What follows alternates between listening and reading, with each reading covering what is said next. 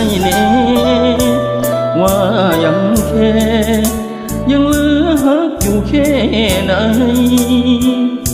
กับเขาคนนั้นที่รักเข้ามาเบียดอายเป็นแค่ท่วงเพลิงหัวใจหรือคิดมากไปกว่านั้นอยากให้หัวเดือดร้อนใจมันรับบ่ได้ที่เห็นเข้ามาเกี่ยวพันทั้งน้อยใจเจ้าทั้งเอ่ยสายตาชาวบ้านบ่อยากให้ทิ้งไว้นานรบกวนเจ้าตัดสินใจ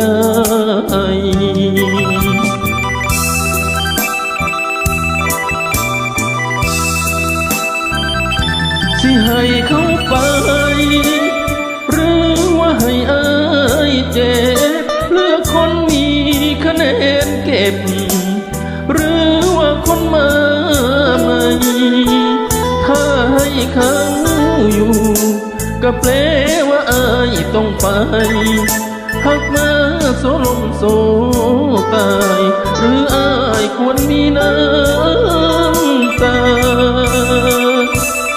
หากเจ้าเขาคงบ่เจ็บปานใดอดีตบ่หลายทำใจคงบ่หนักหนาแต่ไอ้คนนี้บ่ตายก็คงเป็นบ้าเพราะหักที่ให้แก้วตามีค่าเท่าลมหายใจ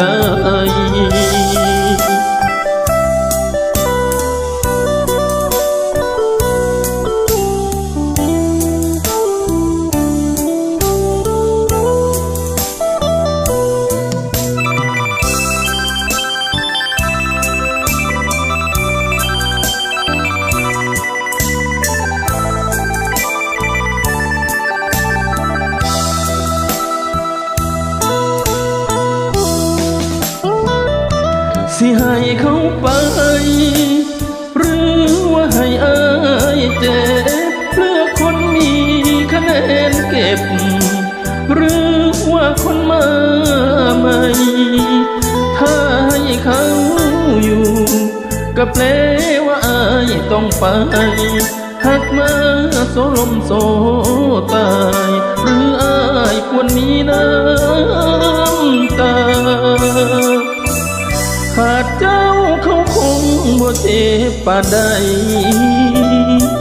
อดีตบ่หลายทำใจคงบ่หนักหนา